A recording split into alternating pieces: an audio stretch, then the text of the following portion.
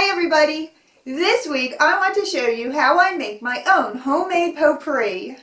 I love to make up my own homemade potpourri recipes, and the fun part about that is I get to use all the ingredients that I have on hand in my house already. The smell of potpourri can make any house feel comfy, cozy, and homey. Aromas are one of the best part of the holiday season, but I love the smell of cinnamon and spices any time of the year.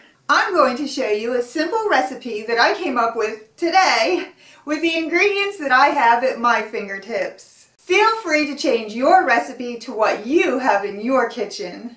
You can put your potpourri in a crock like I have here, or you could use a pot and put it on your stove and simmer your potpourri in this. But today's potpourri is going to be made for my bedroom, and what I use for my bedroom potpourri is a mason jar and a candle warmer, and it usually gives off that subtle smell that I am going for in that room. I simply fill the jar with the smell that I want for that room, and then I fill the jar to the top with water. For this recipe I'm going to use some clippings off of my Christmas tree, but if you don't have any clippings off your Christmas tree or pine trees out in your yard, you could also use rosemary if you have that available. It really does give a nice crisp smell to the room.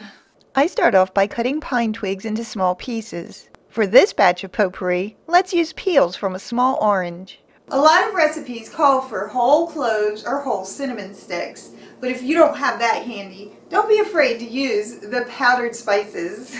I used one cinnamon stick and a few cloves. A small handful of cranberries makes this potpourri look and smell fantastic. The smell of vanilla always smells like something yummy is baking. Now that all those pretty scents are mixed up nicely, let's put them in the jar. Because I love my spices, I am going to add ground cinnamon. A dab of ground ginger, but you can use ginger root too. And a dash of nutmeg also. I thought a couple of apple slices would smell wonderful too. Now I simply pour boiling water over top of my potpourri to give it a nice hot head start. I use a spoon to give it a little swirl, then I set it on the warmer. It not only smells pretty, it looks pretty.